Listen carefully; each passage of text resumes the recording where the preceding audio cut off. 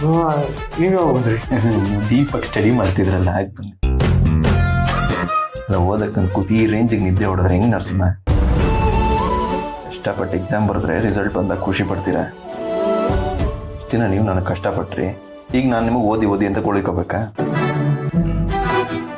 ಸಾರಿ ಭಾವ, ನಾನು ನಿಮಗೆ ಇಷ್ಟೆಲ್ಲ ಕಷ್ಟ ಕೊಟ್ಟರು ನನ್ನ ಮೇಲೆ ನಿಮಗೆ ಸ್ವಲ್ಪನೂ ಬೇಜಾರಿಲ್ವಲ್ಲ. ಆ್ಯಕ್ಚುಲಿ ನಿಮಗೆ ಸಾರಿ ಕೇಳೋಣ ಅಂತ ಒಂದು ಲೆಟ್ರ್ ಬರೆದಿದ್ದೆ. ಹೌದಾ? ಅಂದರೆ ನಾನು ದೀಪ ಅವರು ನೀವು 3 ಜನ ಲೆಟರ್ ಬರ್ದಂಗಾಯಿತು. ನಾನು ಇವ್ರಿಗೆ ಬರ್ದಿದ್ದು, ಇವ್ರು ನನಗೆ ಬರ್ದಿದ್ದು ಲೆಟ್ರ್ ಏನಾಯಿತು ನಿಮಗೆ ಗೊತ್ತು.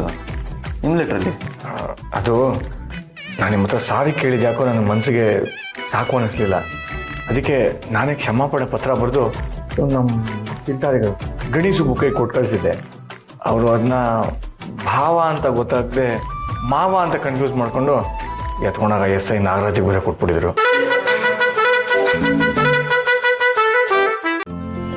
ಇಂದೇ ಡೌನ್ಲೋಡ್ ಮಾಡಿ ಮತ್ತು ನಿಮ್ಮ ನೆಚ್ಚಿನ ಶೋಗಳನ್ನು ಆನಂದಿಸಿ.